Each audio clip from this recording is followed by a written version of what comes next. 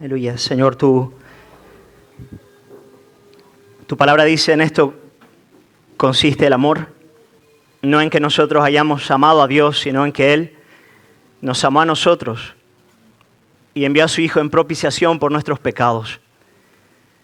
Señor, queremos pedirte en esta mañana que tú derrames de tu Espíritu en este lugar y nos des la gracia, Señor, de poder experimentar y conocer de manera cada vez más íntima y profunda tu amor.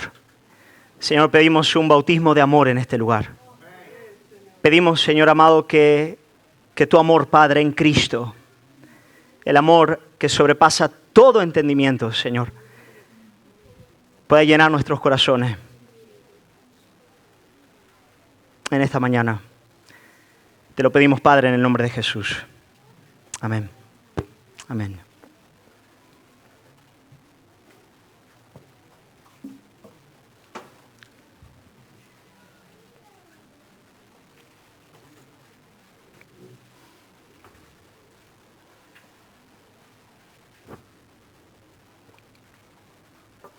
Hermanos, una de las cosas más bellas que uno puede ver es a un hijo trabajando junto a su padre y aprendiendo la profesión de su padre. Por ejemplo, en la panadería, aprendiendo a cocinar el pan, o en el taller, aprendiendo a trabajar con la madera junto a su padre.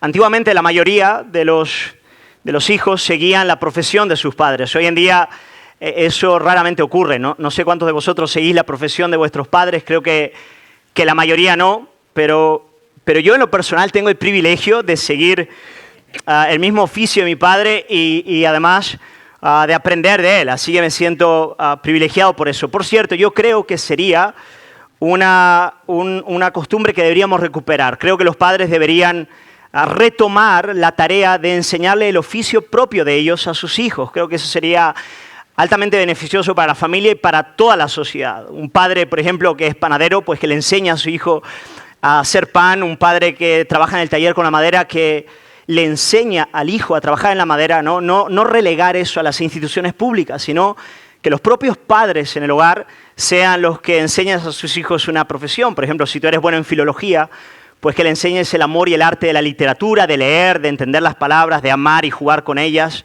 Si eres un ingeniero, puedes enseñar a tus hijos las matemáticas, a los números.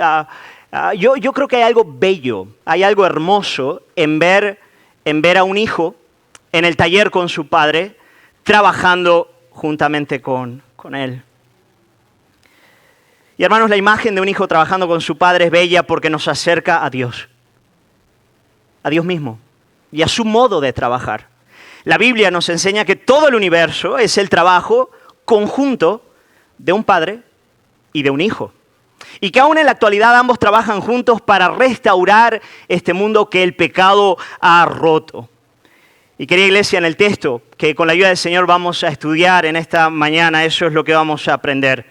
Vamos a aprender que Jesucristo trabaja junto al Padre para restaurar la vida a este mundo muerto y para restaurar la justicia a este mundo enfermo por la maldad. Eso es lo que vamos a ver. Vamos a entrar al taller y vamos a ver al Padre trabajando juntamente con el Hijo. Ahora, os voy a confesar, hermanos, que hoy vamos a adentrarnos de verdad en uno de los textos más bellos pero más profundos de toda la Biblia, más difíciles de entender de toda la Escritura. Por eso rogué anoche que lo leyeseis antes de venir hoy por la mañana aquí al culto. Yo espero que el Señor nos ayude a poder entender este texto. Es precioso, pero de verdad es bien profundo. Tenemos que estar bien atentos a él. Os invito, hermanos, a abrir la palabra en Juan capítulo 5, versículos 16 al 29. Va a ser la lectura que con la ayuda del Señor vamos a hacer hoy. Juan 5, 16 al 29. Dice así la palabra del Señor. Dice, y por esta causa los judíos perseguían a Jesús y procuraban matarle, porque hacía estas cosas en el día de reposo. Y Jesús les respondió, mi Padre hasta ahora trabaja y yo trabajo. Por esto los judíos aún más procuraban matarle, porque no solo quebrantaba el día de reposo, sino que también decía que Dios era su propio Padre, haciéndose igual a Dios. Respondió entonces Jesús y les dijo, de cierto os digo, no puede el Hijo hacer nada por sí mismo, sino lo que ve hacer al Padre. Porque todo lo que el Padre hace, también lo hace el Hijo igualmente. Porque el Padre ama al Hijo y le muestra todas las cosas que Él hace. Y mayores cosas que éstas le mostrará. De modo que vosotros os maravilléis. Porque como el Padre levanta a los muertos y les da vida, así también el Hijo a los que quiere da vida. Porque el Padre a nadie juzga, sino que todo el juicio dio al Hijo, para que todos honren al Hijo como honran al Padre. El que no honra al Hijo, no honra al Padre que le envió. De cierto os digo, el que oye mi palabra y cree al que me envió, tiene vida eterna y no vendrá a condenación, mas ha pasado de muerte a vida. De cierto os digo, viene la hora y ahora es, cuando los muertos oirán la voz del Hijo de Dios, y los que la oyeren, vivirán. Porque como el Padre tiene vida en sí mismo, así también ha dado al Hijo el tener vida en sí mismo. Y también le dio autoridad de hacer juicio, por cuanto es el Hijo del Hombre. No os maravilléis de esto, porque vendrá hora cuando todos los que están en los sepulcros oirán su voz, y los que hicieron lo bueno saldrán a resurrección de vida, mas los que hicieron lo malo a resurrección de condenación. Hasta aquí la lectura bíblica del día de hoy.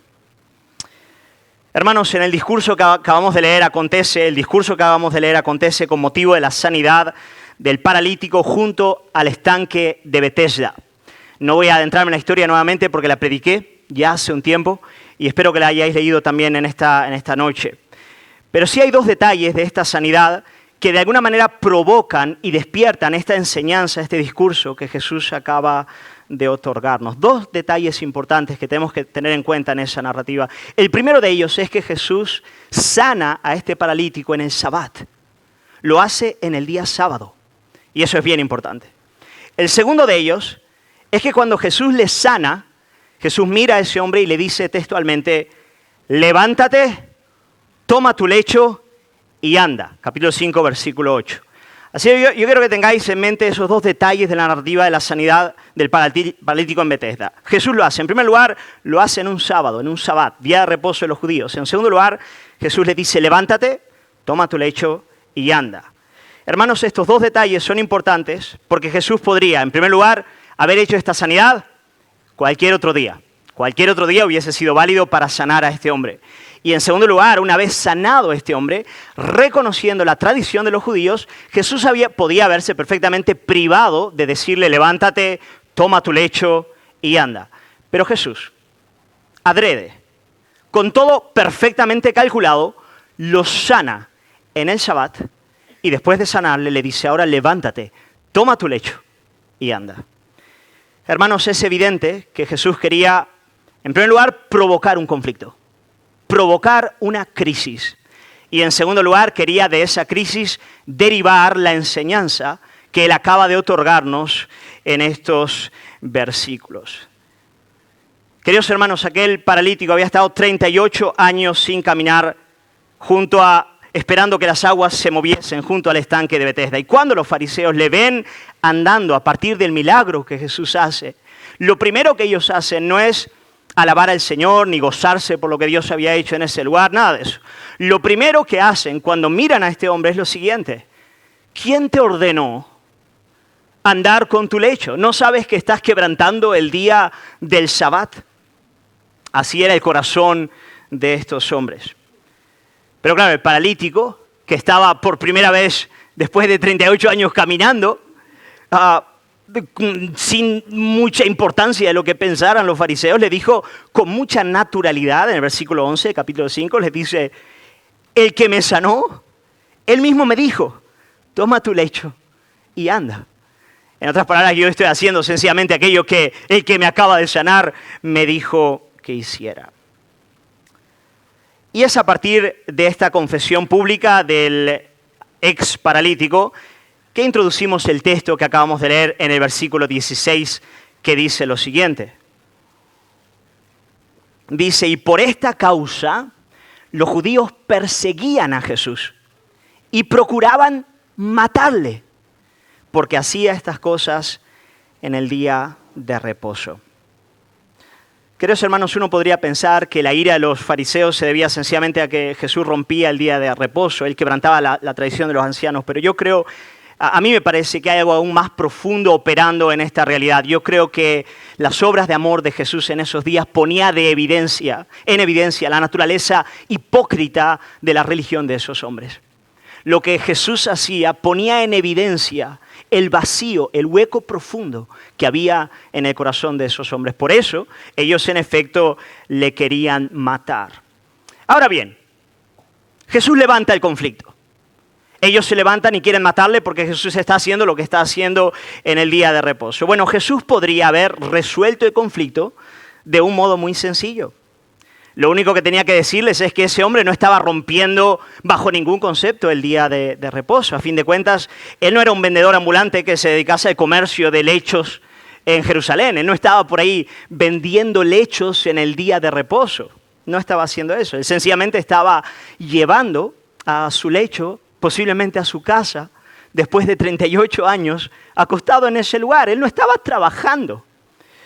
Bueno, puede que eso rompiese su apartado del artículo 27 del libro de la tradición de los ancianos sobre el día de reposo, pero de ningún modo transgredía la ley de la Sagrada Escritura. Jesús podría haberse zafado de esa acusación y de esa persecución de manera muy sencilla, haciendo una clara exposición de que lo que este hombre estaba haciendo no rompía ni transgredía las leyes bíblicas del día de reposo. Y se finía, y se acaba todo. Pero hermanos, no fue eso lo que Jesús hizo. Ante la acusación de quebrantar el día de reposo, la respuesta de Jesús engloba una de las ideas más radicales, poderosas y extraordinarias de toda la Biblia. Jesús mira a estos hombres y les dice lo siguiente. Versículo 17, segunda parte. Mi Padre hasta ahora trabaja. Y yo trabajo. Oh, hermanos, qué fuerte. Hermanos, los judíos entendieron perfectamente lo que Jesús estaba diciendo en ese momento. Jesús les mira a ellos y les dice, mira, yo estoy haciendo lo que hago en el día de reposo, acabo de sanarle, le he dicho que tome su lecho y vaya a su casa, porque mi Padre hasta ahora trabaja y yo también trabajo. En primer lugar, Jesús llama a Dios su Padre. Su Padre. Los judíos en términos generales solían hablar de nuestro Padre, eso más o menos era aceptado en el culto público, pero llamar a Dios mi Padre era algo ya bastante singular. Pero no solamente eso, yo quiero que por un instante y con la gracia del Señor tú te imagines estas palabras saliendo de la boca de Jesús. Mi Padre. Hermanos, me imagino que sonaría como los truenos en medio a una tempestad. Claro, debía sonar el eco de la eternidad, el eco de aquel que es Hijo de Dios con H mayúscula. No como una criatura, pero como aquel que ha sido y es eternamente engendrado del Padre. Cuando Jesús dice mi Padre, Él está hablando de una manera única, como solamente Él puede hablar, y los judíos de alguna manera lo entendieron perfectamente. Pero claro, Jesús dice más. No solamente dice Jesús es mi Padre, Jesús dice mi Padre hasta ahora trabaja y yo también trabajo. Bueno, eso es decir más. Los judíos sabían perfectamente que si Dios el Padre, Dios, descansó en el séptimo día, no lo hizo como nosotros lo hacemos. A fin de cuentas, el reposo absoluto de Dios sería el colapso del universo. Si Dios se detuviese completamente, su potencialidad dejase de ejercerse, sencillamente todo colapsaría. Dios no puede descansar como descansa el hombre. No sé si os acordáis que hace unos domingos yo os hablé de la diferencia entre el descanso de los padres y el descanso de los hijos cuando se van de vacaciones.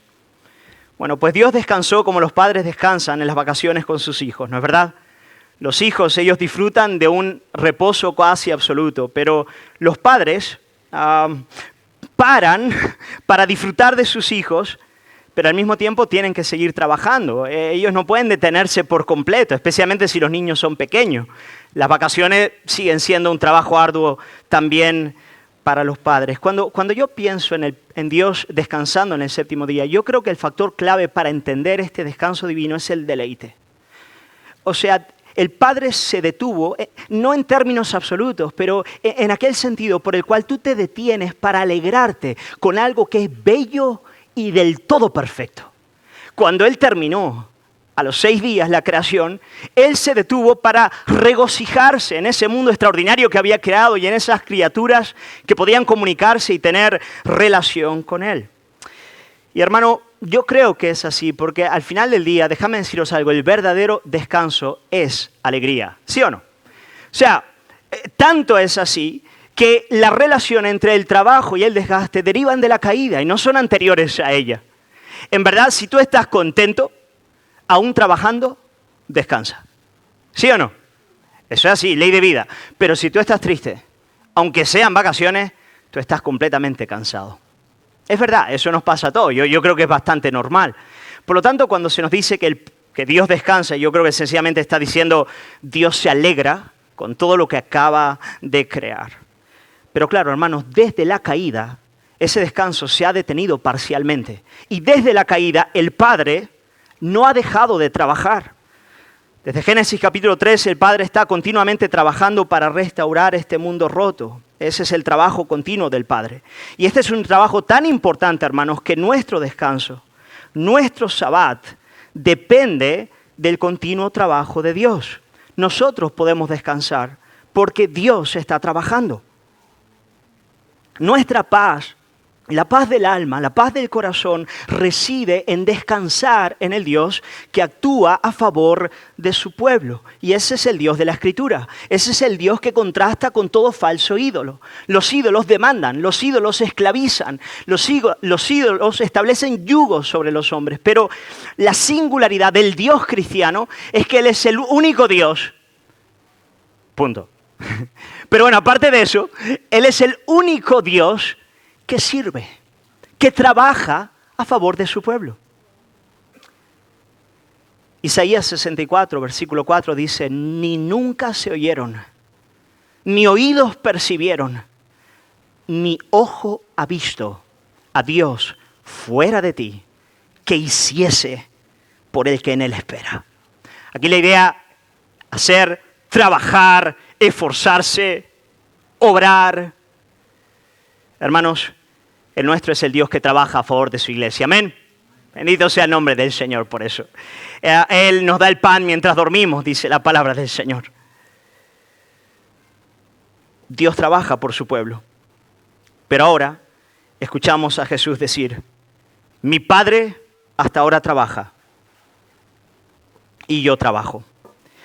Hermanos, Jesús no solamente llama a Dios su Padre, sino que se atribuye su mismo estatus y prerrogativas. Así como el Padre no se detiene en el Sabbat, yo tampoco, dice el Señor.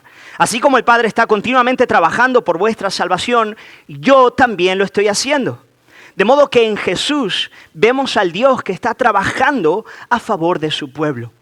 Ese es Cristo. Cristo es el Dios que trabaja a favor de nosotros. En cierto modo podríamos decir que Jesús es nuestro último Sabbat. Él es el verdadero descanso de su pueblo. Y que Jesús vino a trabajar, lo vemos de manera clara y contundente en Marcos capítulo 10, versículo 45. Cuando dice la Escritura, Jesús está hablando de sí mismo y dice, porque el Hijo del Hombre no vino para ser servido, sino para servir y para dar su vida en rescate por muchos. Bendito sea el nombre del Señor. Amén, iglesia. Qué buen mensaje tenemos. Hermanos, muchos en el día de hoy rechazan el cristianismo porque lo consideran una religión más, ¿no es verdad? Igual a todas las demás que están a su alrededor. Piensan que es una religión pues basada en el mérito humano, ¿no? Que somos salvos y al final de nuestras vidas hemos cumplido con el trabajo que nos es demandado por el Dios exigente, aquel que está allí con su ley demandando de los hombres. Y desde luego las religiones humanas son todas de ese calibre, pero el cristianismo no. El cristianismo nos habla del Hijo que vino al mundo para trabajar para nuestra salvación. Y la salvación nos es otorgada como un descanso y no como un trabajo. La salvación nos es otorgada en otras palabras, por medio de la fe. ¿Qué es la fe? La fe es el alma que, dejando de luchar en contra de Dios y buscando establecer su propia identidad y valía, descansa en lo que Dios le otorga en Cristo. Descansa en Él. pone en Él su plena confianza. Hermano, cuando Jesús dice, mi Padre hasta ahora trabajo y yo también trabajo, los judíos entendieron perfectamente lo que Jesús estaba diciendo. Ellos entendieron que Jesucristo se estaba poniendo en la misma posición de Dios. Estaba atribuyéndose las mismas prerrogativas y el mismo estatus del Padre. Él se estaba colocando por encima del Sabbat. Él se estaba haciendo igual a Dios. Y eso es lo que ellos se dieron cuenta. Versículo 18, vamos a leerlo de nuevo. Por esto los judíos aún más procuraban matarle, porque no solo quebrantaba el día de reposo, sino que también decía que Dios era su Padre, su propio Padre, haciéndose igual a Dios. Bueno, queridos hermanos, madre mía, ya, esto es increíble. Bueno, Jesucristo a partir de este momento, Él va a defenderse delante de ellos y se va a defender reconociendo que su preocupación, la preocupación de ellos y aquello que ellos estaban intuyendo que Él estaba diciendo era plenamente verdad. Y Jesús lo va a ratificar plenamente, les va a decir, no, es que es eso en efecto lo que estoy diciendo. Y a partir del versículo 19 y hasta el 29 que hemos leído, lo que vamos a ver es una de las verdades más profundas de toda la Biblia. Jesús nos va a enseñar, querida iglesia, amados hermanos que estáis aquí, la unidad perfecta que existe entre el Padre y el Hijo. Él nos va a adentrar de algún modo en el misterio de la doctrina de la Trinidad. Él nos va a decir que aunque el Padre y el Hijo son dos personas distintas desde la eternidad pasada junto al Espíritu Santo, ambos comparten la misma naturaleza. Es un misterio, la Biblia lo enseña, por eso lo creemos. De modo que de alguna manera el Padre está en el Hijo y el Hijo está en el Padre. Ambos están constantemente actuando juntos. Versículo 19, vamos a entrar y vamos a verlo en la Biblia, hermanos, porque os dije, esto es profundo, pero es bien importante para la fe cristiana. Aquí se apoya nuestra fe. Dice la palabra, respondió entonces Jesús y les dijo, de cierto os digo, no puede el Hijo hacer nada por sí mismo, sino lo que ve hacer al Padre. Porque todo lo que el Padre hace, también lo hace el Hijo igualmente. Vamos pasito a paso, iglesia, para ir entendiendo esto. En primer lugar, Jesús dice, no puede el Hijo hacer nada por sí mismo, sino lo que ve hacer al Padre. Por lo tanto, en primer lugar, Jesús no actúa de una manera independiente del Padre. No lo hace de su propia voluntad, no lo hace de sí mismo, motivado por deseos egoístas, por motivaciones propias. En realidad, el Hijo encarnado solo hace lo que está viendo hacer a su Padre. Al sanar a aquel paralítico, Jesús no estaba actuando por su propia cuenta, sino según veía hacer a su Padre. Imagínate al Padre en el Hijo en el taller, y el Hijo está mirando al Padre cómo actúa, y ahora el Hijo está haciendo lo mismo que el Padre hace. Eso es lo que Jesús nos está diciendo. Yo no actúo de manera independiente del Padre, pero Él no se detiene ahí. La segunda mitad del versículo dice algo todavía más extraordinario. Sigue diciendo Jesús, porque, escuchad esto, escuchad esto, porque todo lo que el Padre hace, también lo hace el Hijo igualmente. Ok. Aquí hemos dado más pasos. Jesús no está diciendo solamente, mira, todo lo que yo hago, no lo hago de manera independiente del Padre. Yo lo hago siempre en conformidad a su voluntad y conforme a lo que Él hace. Pero ahora Él está diciendo algo más. Él está diciendo, no hay absolutamente nada que el Padre haga que yo también no haga.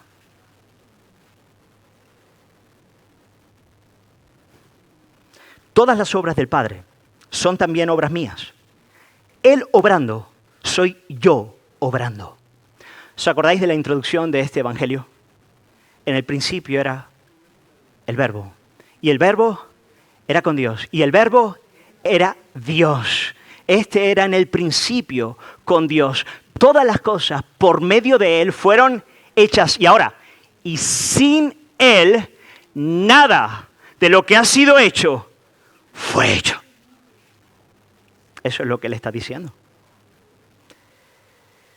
Hermanos, Jesucristo está diciendo que tal es la unidad entre Él y el Padre, naturaleza divina, que las obras del Padre son las obras del Hijo y las obras del Hijo son las obras del Padre. Y esto porque desde la eternidad, el Padre y el Hijo, siendo dos personas distintas, no dos modos de manifestación, no, dos personas distintas, comparten junto al Espíritu Santo una misma naturaleza, la doctrina de la Santísima Trinidad. De modo que el Padre es en el Hijo y el Hijo es en el Padre. La obra de uno es la obra del otro. Y eso nos adentra a algo potente. Al ver la sanidad del paralítico, volvemos al estanque de Betesda. El paralítico se levanta a partir de la voz de Jesucristo. Al ver la sanidad del paralítico junto al estanque de Betesda, ellos, los judíos, estaban viendo las obras de Dios. Pero no como las haría un profeta de la antigüedad o como las haría un hombre de Dios en nuestros días. Estaban viendo las obras de Dios como ver al mismo Dios obrando delante de sus ojos. Y eso es algo absolutamente asombroso. Eso es lo que Jesús nos está enseñando. Él nos está hablando de su naturaleza divina, de quién es Él, de su gloria. Increíble, ¿no es verdad? Mi Padre hasta ahora trabaja, yo también trabajo. Todo lo que el Padre hace, lo hace también el Hijo. Querida iglesia, pero quiero avanzar un poquito más. Y si hasta ahora el sermón está difícil, y sí, lo reconozco, es bien alto, es bien grande, pero ahora se va a poner un poquito más. Vamos a llegar ahora a la cumbre más alta de estos versículos, al lugar más alto. Es uno de los lugares más altos de toda la Biblia. Es uno de los lugares más altos de toda la existencia, no solamente de la creación, pero en Dios. Vamos a llegar a un lugar donde deberíamos quitar el calzado de nuestros pies y temblar delante de la gloria de lo que Jesucristo va a decir en el versículo 20. El versículo 20 es el pináculo de todos estos versículos. Mira lo que dice aquí Jesús. Dice, porque el Padre ama al Hijo. Quedaros con esa frase, ¿vale? Porque el Padre ama al Hijo y le muestra todas las cosas que Él hace. Y mayores obras que estas le mostrará, de modo que vosotros os maravilléis. Porque el Padre ama al Hijo y le muestra todas las cosas que Él hace. Hermanos, se nos dice que el Padre le muestra todo lo que hace al Hijo, ¿no es verdad? Le muestra todas las cosas que hace. Pero vamos a ahondar un poquito más en este principio. Claro, cuando tú imaginas al Padre y el Hijo en el taller, como os pinté antes la imagen, y tú te imaginas, claro, un padre que está trabajando y después el Hijo le mira y sencillamente copia lo que el Padre está haciendo. Pero en la Trinidad no funcionan las cosas de este modo. Es muy difícil de hablar en términos de lo que ocurre en Dios. Pero hermanos, en Dios es diferente. En Dios, el Padre mostrando es el Hijo haciendo. No es que el Padre fue y sanó a un paralítico que estaba al lado del paralítico de Betesda y el Hijo lo vio y dijo, vaya, se ha sanado a un paralítico. Y entonces dice, voy a hacer lo mismo que ha hecho mi Padre, sano a otro paralítico. No es lo que ocurrió. Entonces, ¿cómo le mostró el Padre al Hijo la sanidad de ese hombre? Porque en el seno de la Trinidad, en Dios, el Padre mostrando es el Hijo haciendo. El Padre muestra sus obras en y a través de las obras del Hijo. Sí, yo sé que alguno aquí ya tiene un enredo en la cabeza, lo reconozco francamente. Mira, no os preocupéis, hermano, ya está, tranquilo, te lo guardas en el cajón y dices, bueno, algún día, quién sabe. Pero tenemos que intentarlo, hermano. Soy vuestro pastor, tengo que cogeros de la mano e intentar llevarlo más alto que podamos. El Padre le muestra al Hijo todo lo que el Padre hace. ¿Y por qué lo hace? Y aquí está la clave aplicativa, porque le ama. Porque el Padre ama al Hijo y le muestra todas las cosas que Él hace. La comunión en el trabajo entre el Padre y el Hijo nace de esta eterna e inquebrantable relación de amor entre ambos. Porque el Padre ama al Hijo, todo lo que vemos a nuestro alrededor existe. Porque el Padre ama al Hijo, existe tal cosa como un plan de salvación y de redención para su pueblo. Todo nace del seno de este amor entre el Padre y el Hijo.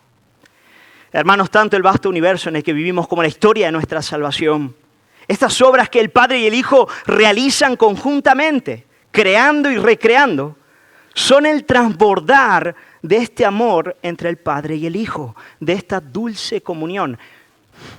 Hermanos, los filósofos de todos los tiempos se han preguntado cuál es el origen de todas las cosas. ¿De dónde proviene este vasto universo?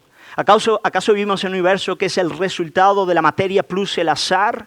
Bueno, cuando el cristiano responde a esta pregunta, ¿cuál es el origen de todas las cosas? Su respuesta es: el Padre ama al Hijo. En otras palabras, es el fluir, es el transbordar de una relación eterna de amor que acontece en Dios. Pero más que eso, cuando tú, cristiano, piensas en tu salvación y piensas, ¿dónde nació mi salvación? ¿Dónde nació el plan para salvarme? ¿Por qué soy salvo? La respuesta bíblica es la siguiente: el Padre ama al Hijo. ¿Por qué soy calvinista? Soy calvinista porque creo en el inquebrantable e indisoluble amor del Padre por el Hijo. Porque estoy seguro de mi salvación. Porque estoy absolutamente seguro de que el que empezó la llevará hasta el final. Porque el Padre ama al Hijo.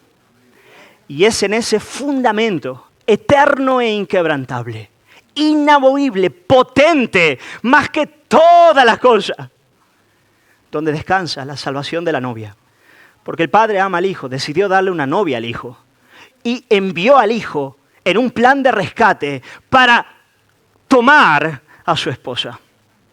Y desde luego que la esposa está firme y segura en las manos del Hijo, pero también en las manos del Padre. Hermano, una de las experiencias más profundas de la vida cristiana, cuando tú verdaderamente pones tu fe en Jesucristo, es esa experiencia del amor del Padre. La verdad, lo triste es que hay muchos cristianos que todavía no han experimentado eso. Debemos pedirle al Señor que lo haga. Pedirle que Él nos adentre en esa comunión de amor. Que Él nos dé la gracia de experimentar esa realidad, ese amor del Padre que nos es otorgado en la persona del Hijo. Debemos pedirle al Señor que Él nos llene de su Espíritu para experimentar esa experiencia del amor trinitario. Muchos de nuestros temores, ansiedades, tristezas, depresiones, pecados recurrentes que parecen esclavizarnos, solamente pueden ser vencidos con esta experiencia profunda con el amor divino. Hermano, nadie sufrió más que Jesús en la faz de la tierra. Nadie fue más feliz que Jesús en la faz de la tierra. ¿Por qué? Porque Él bebía y permanecía en el amor de su Padre. Y la mayor necesidad del creyente es conocer, beber y disfrutar del amor del Padre. Y eso es lo que Cristo nos otorga. Como el Padre ama al Hijo, el Padre ama también a su pueblo. Amén. Bendito sea el nombre del Señor. Versículo 20 dice lo siguiente: porque el Padre ama al Hijo y le muestra todas las cosas que Él hace. Y sigue diciendo: y mayores obras que esta le mostrará, de modo que vosotros os maravilléis. Bueno, Jesús acaba de sanar al paralítico de Betesda y acaba de decir: mira, esta es una obra del Padre y mía, ¿eh? Pero el Padre me va a mostrar cosas mayores. En otras palabras, yo voy a hacer cosas mayores. Son la misma cosa, lo hemos visto antes. Voy a hacer cosas mucho más extraordinarias de lo que acabáis de ver. ¿Esto os sorprende? ¿Esto os escandaliza? Pues no tenéis ni idea de lo que está por delante. El Padre me mostrará cosas muchísimo mayores. ¿Cuáles son esas cosas? Es lo que Jesús va a seguir diciendo en el texto. Hay dos cosas mayores que el Padre le muestra al Hijo y el Hijo hace a favor de su pueblo y de todo el hombre. La primera es dar vida a los muertos. Versículos 21 al 29 va a decir: va a dar vida a los muertos. Y la segunda es que por medio del Hijo Él va a juzgar a todos los hombres. Por lo tanto, lo primero que el Padre va a hacer a través del Hijo, mostrando la deidad del Hijo, es dar vida a los muertos. Hermanos, si hay una obra que está completamente fuera del alcance de los hombres, es dar vida a los muertos. Amén. Quiere decir, podemos hacer muchas otras cosas, pero dar vida a los muertos es algo bastante complicado. Solo Dios puede dar vida a los muertos. Por ejemplo, cuando el rey de Siria envió una carta al rey de Israel rogando que sanase a Naamán de su lepra, cuando el rey de Israel lee la carta, dice: ¿soy yo Dios que mate y dé vida? ¿Para que éste envíe a mí a un hombre para que le sane de su lepra? Segunda de Reyes 5:7. O por ejemplo en la oración de Ana, cuando está orando agradecida al Señor por su hijo Samuel, en su cántico ella dice: Jehová mata, el Señor es el que da vida. Él hace descender al Seol y hace subir del Seol. 1 Samuel 2:6. Y esto lo entendían los judíos. Los judíos entendían que dar vida era algo que solo Dios puede hacer. Nadie más lo puede hacer. Pero ahora viene este hombre, Jesús de Nazaret, y en el versículo 21 dice lo siguiente: como el Padre levanta a los muertos y les da vida, así también el Hijo, a los que quiere, da vida. Y más adelante, en el versículo 24, dice lo siguiente: de cierto os digo, el que oye mi palabra y cree al que me envió, porque mi palabra es la palabra de él, tiene vida eterna y no vendrá a condenación, mas ha pasado de muerte a vida. Por lo tanto, así como el Padre da vida, es prerrogativa del Hijo encarnado, Jesucristo, el dar vida. En efecto, el Padre nos da vida por medio del Hijo. Querida iglesia y hermanos y amigos que estáis en este lugar, escuchad la palabra del Señor. Jesucristo es la voz que ruge en el valle de los huesos secos, que vio Ezequiel vivificando a los muertos. Él es aquel que alzó su voz ante el sepulcro de Lázaro y le trajo a la vida. Él es aquel que tocó el féretro donde estaba el hijo de la viuda de Naín, y su hijo volvió a la vida. Tal vez una de las verdades más preciosas de toda la Biblia es que Jesús es capaz de volvernos a dar vida. Y si algo necesitamos como hombres es que el Señor nos dé vida. Pero no solamente vida biológica. La vida biológica está bien, pero no es todo lo que necesitamos. Mucha gente se suicida porque la vida biológica en sí mismo no satisface el alma. Puede ser una verdadera condena para el alma. Pero Jesús nos habla de vida eterna. Y eso es mucho más que mera vida biológica. Eso implica más que eso. La vida eterna es comunión. La vida eterna es comunicación. La vida eterna es amor sincero. Si me preguntases, ¿qué es la vida eterna? ¿Me podría, pastor, usted definirme de manera sencilla y contundente, rotunda, a qué se refiere la Biblia cuando habla de vida eterna? Te lo voy a decir. El Padre ama al Hijo.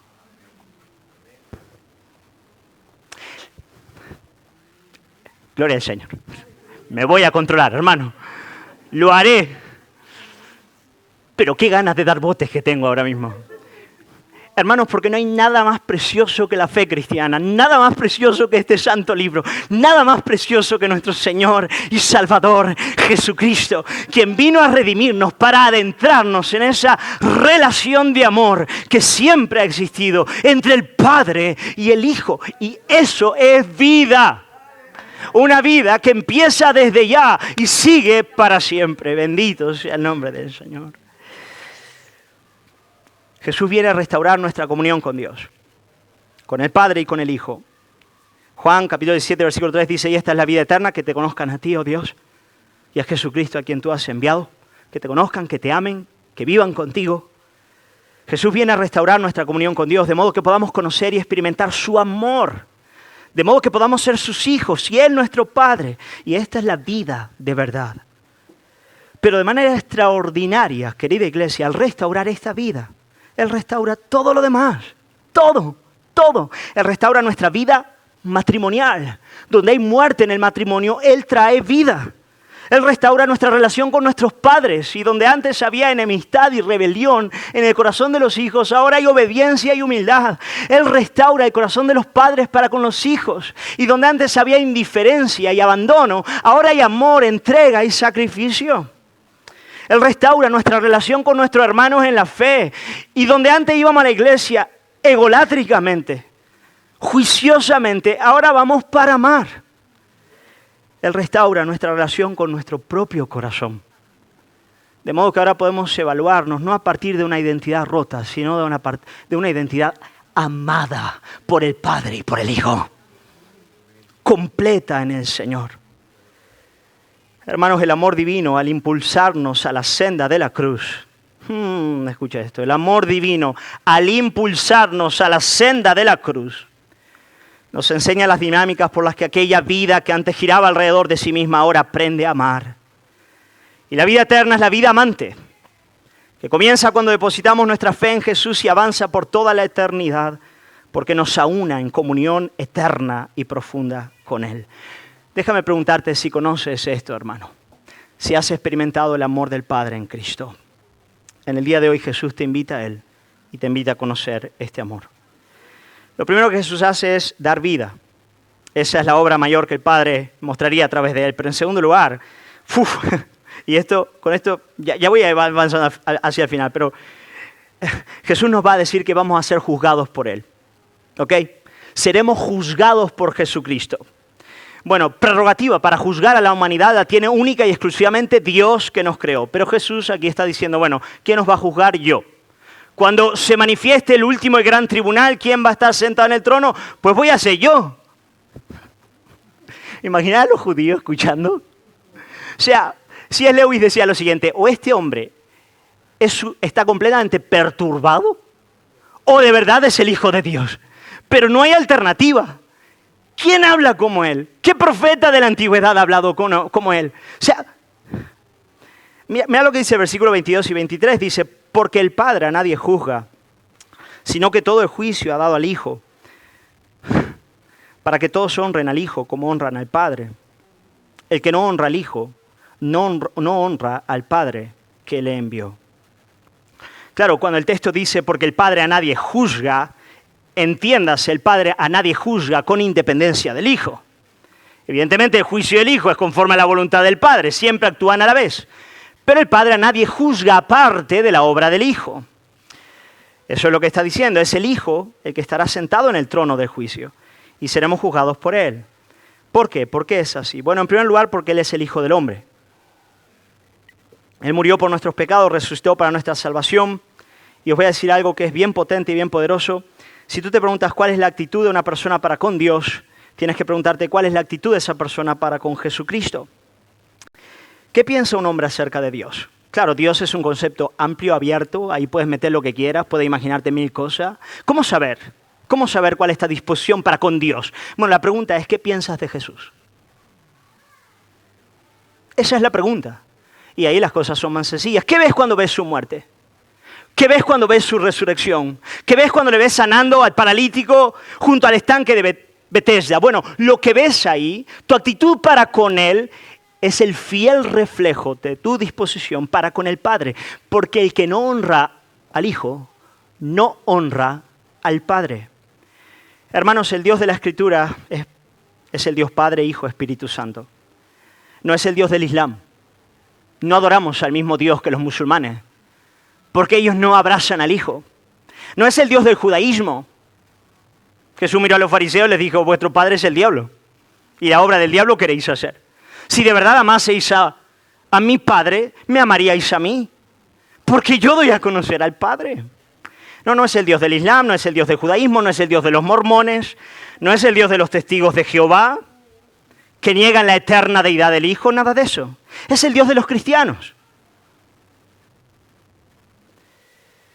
La Escritura es clara, el que no honra al Hijo, no honra al Padre. Este es el problema de todas estas religiones que acabo de decir, pero también es el problema del hombre moderno en nuestro tiempo.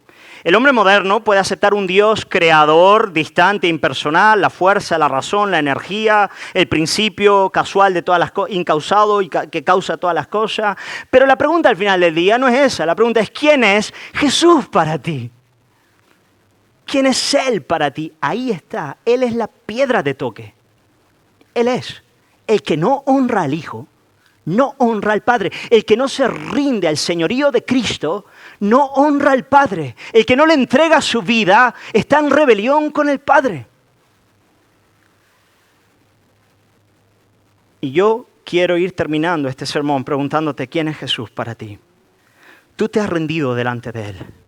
Tú le has entregado tu vida. Tú le has reconocido como Señor y Salvador.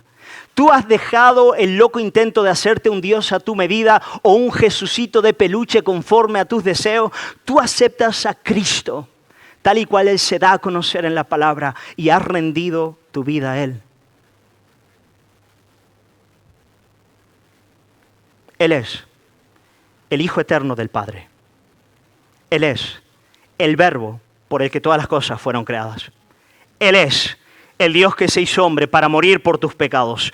Él es el Dios hombre que resucitó de entre los muertos para darte esperanza de vida eterna. Él es el Rey que Dios ha establecido en Sión para juzgar a todas las naciones de la tierra.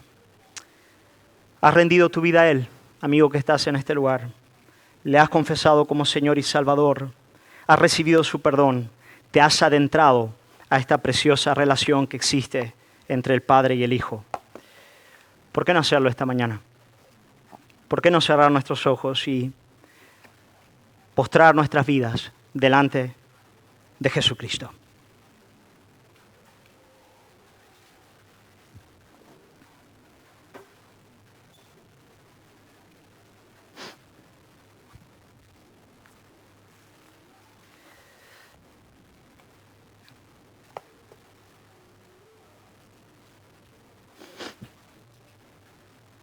Vamos a orar. Quiero animarte a cerrar los ojos. Si tú nunca has considerado a Jesús como en esta mañana, tal vez nunca has escuchado su llamado, llamándote a confesarle, a entregar tu vida a Él, a reconocerle como tu Dios y tu Salvador. Hoy es un buen día de hacerlo. Os dije, mis hermanos, que el cristianismo se distingue de cualquier otra forma de religión porque Él no nos llama a trabajar, nos llama a descansar. Pero hay aquí una paradoja extraña. Si se nos llamase a trabajar, estaríamos contentos. Trabajar se nos da bien, nos encanta. Mostrar nuestras habilidades, nuestro potencial, nuestras capacidades. Si se nos diese una lista para alcanzar la salvación, por difícil que fuera, la haríamos. Pero porque Él nos llama a confiar, a descansar en Él, a poner nuestras vidas a sus pies y recibir su gracia, recibir su perdón y recibir su amor, eso nos cuesta. Pero yo quiero en el nombre de Jesús y como embajador de Cristo llamarte hoy a la fe, a confiar en Jesús, a descansar en Él. No las tenemos todas con nosotros, hermano. Os engañaría si os diría que entiendo todo lo que acabo de predicar. Ahora mismo he estado como un niño de 5 años intentando explicar física cuántica, ¿me explico? Pero el Señor es real, Él es poderoso. Lo que dije es verdad. Así que vamos a rendirnos delante de Él, amén. Vamos a poner nuestras vidas en su presencia. Señor, queremos alabarte y honrar tu santo nombre. Queremos agradecerte por tu palabra. Cristo, queremos como iglesia que tú nos des la gracia de rendirnos a ti. Allí donde los judíos te rechazaban y se enfadaban contigo y se rebelaban en contra de ti, que tu iglesia amada se deleite en ti, se goce en tu obra, Señor, se goce en tu amor y en tu misericordia. Pero, Señor, el deseo más grande de mi corazón en esta mañana es que algunos de los que están aquí se entreguen hoy a ti y te confiesen como Dios, como Señor y Salvador, y descansen en tu trabajo y sean restaurados, Señor, y experimenten ese amor que es más alto que los cielos, más profundo que el mar. Cristo, ayúdanos, Señor, en esta mañana. Te lo pedimos en el nombre de Jesús. Amén. Aleluya.